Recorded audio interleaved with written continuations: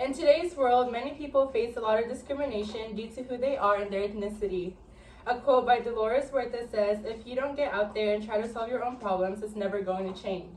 This quote serves as a motivation, especially to the people demanding for a change. Since her goal was to help improve the lives and wages of farm workers, she and Cesar Chavez co-founded the National Farm Workers Association. Today, I'm going to talk about Dolores Huerta's early life, her organizations, and the legacy she created. Dolores Huerta's life was very complicated.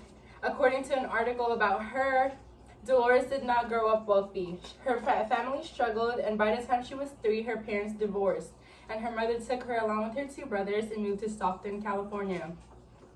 Dolores' grandfather served as the father figure of the family. He took care of the children while her mom went to work. Dolores took violin, piano, and dance lessons because it was her mother's wish for her children to be involved in different activities, so she worked hard to provide for them. She maintained a relationship with her father, who became a union activist and a new legislator in New Mexico. Knowing her father's legacy, Dolores was inspired by his political and labor activism. Dolores was also a Girl Scout up until she was 18, and she won 2nd place in a national essay contest. Despite her achievements, she experienced the racism many Mexicans and Mexican Americans suffered from, especially the ones who are farm workers. She was also accused once by a teacher for stealing another student's work because the teacher believed that she was incapable of doing it on her own. After going through a divorce, she went back to school and became a teacher, but later on resigned due to poor living conditions of her students. Now that you know Dolores Huerta a little better, I'm going to talk about her greatest achievements. In 1955, she worked with Fred Ross to end segregation, discrimination, police brutality, and to improve social and economic conditions of farm workers. They started Community Services Organization.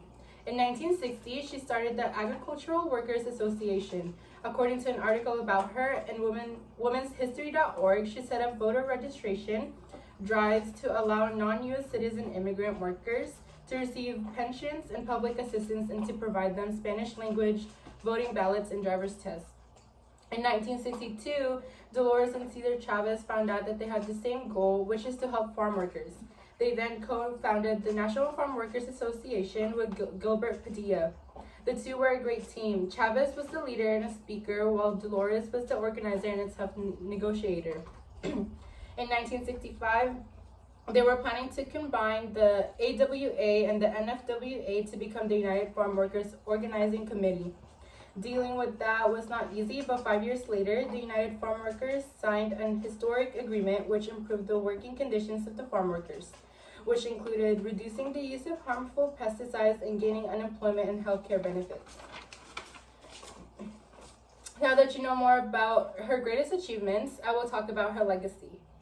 Dolores Huerta has been honored for her work as an advocate for farm workers, immigrants, and women.